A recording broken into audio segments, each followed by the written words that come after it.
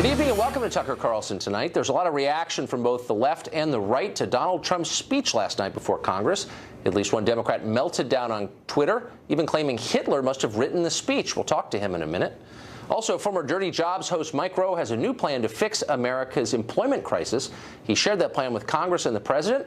He'll be here to share it with us in just a minute. But first, we're now a full 2 months into the 115th Congress. How well have Republicans done with their unified control of both houses plus the presidency, the entire government? Well, so far, they passed no major legislation, haven't held a hearing for Supreme Court nominee Neil Gorsuch, and still have not confirmed 4 of the president's cabinet picks. More meaningfully, perhaps, they also haven't confirmed dozens of political appointees you have never heard of, but who are critical for running the government. The Senate's been in session for 57 days so far. They've already taken 22 days off. They'll have a massive 2-week break in April, too. What exactly is going on up there? Senator John Cornyn is the Senate Majority Whip. As Whip, his job is to win Senate votes by keeping Republican senators in line. Senator Cornyn of Texas joins us now. Senator, thanks for coming on. Thanks, Tucker. So we checked the record of the Obama administration in its first couple of months in office in early 2009 against the record here. Now, Obama had a Democratic Congress, as you know. So by March 1st, 8 years ago, the Congress had passed and the president had signed the Lilly Ledbetter Fair Pay Act. They'd renewed S-CHIP, the Children's Health Insurance Program. They'd signed a $831 billion stimulus bill. And, of course, the Congress had approved the president's plan for withdrawing from Iraq. They've done an awful lot. This Congress, Republican Congress, doesn't seem to have done much at all. Why hasn't anything been done so far exactly? Well, the main reason is because Democrats have been dragging their feet on nominations and burning up time. For example, Ryan Zinke was approved by a substantial supermajority today. Wilbur Ross by, I think, 72 votes last night. Right. There's no reason to deny the president his cabinet other than just to burn up time and make it impossible for us to turn to other legislation. So it's enormously frustrating, but this is the way the system unfortunately operates when people are determined to drag their heels. So why so much time off then? Why does the Senate take so much time off? 40% of the days since this Congress convened, the Senate has not been working. In April, according to the Senate calendar, you guys are only working for 10 days the entire month. If it's taking more time than expected, then why not work more? Well, we didn't get a president until January the 20th, and that's about 5 weeks ago, roughly. And yes, we were in session for most of that time. We did take a week to return home. I took a number of my colleagues to the border, thinking it was important, with all the attention given to border security and trade and taxes and the like, to take some of my colleagues from North Carolina and Nevada to learn more about the important relationship, economic relationship we have with Mexico because of bilateral trade. And those are the kinds of things you do when we're not in session. So it's, right. I dare say it's not taking time off. Well, and I don't think you all are lazy. I don't mean to suggest that. I just mean that there's a new government elected in November, and they can't govern because they can't get their people appointed. As you know, I mean, I've spoken to people at the cabinet level who say, my guys aren't going to get confirmed until the middle of the summer, till July. I mean, that's kind of a crisis. So why not forestall the trip to Mexico and just get the government installed? Wouldn't that be a better course? Well, there is a problem in that many of the sub-cabinet nominees have not yet been nominated, and so there is nothing for the Senate to operate on. I'm hopeful that the White House will accelerate the nomination process and get them to us so we can take them up and confirm them. But you're right, it's enormously frustrating to all of us, but it's a combination of both obstruction on the Democratic side and the, at least so far, the administration not getting these sub-cabinet appointees to us for confirmation.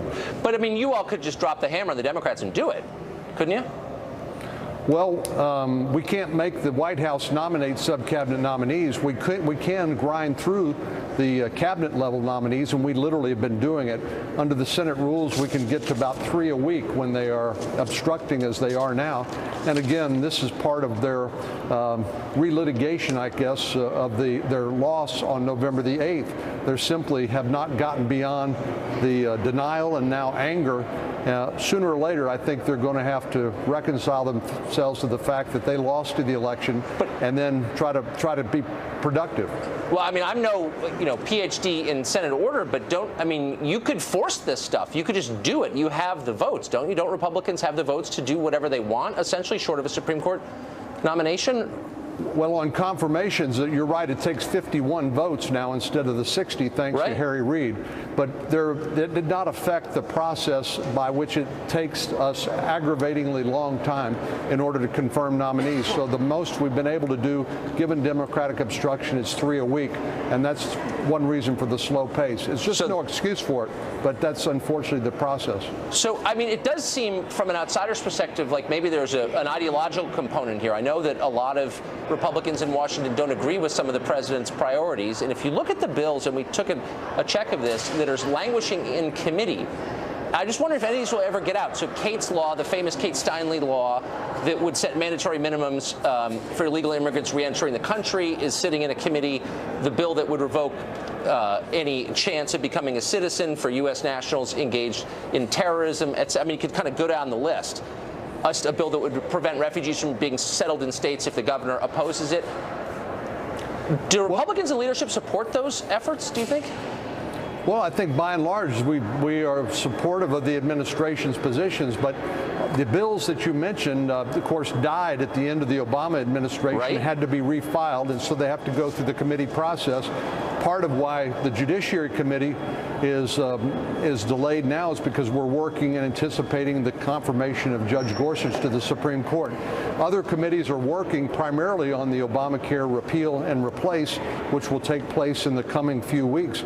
That's been our focus, along with tax reform, which we plan to do shortly after that. So I share with you your frustration about the slow pace. Unfortunately, a lot of that's built into the process, but we're determined to get some important things done.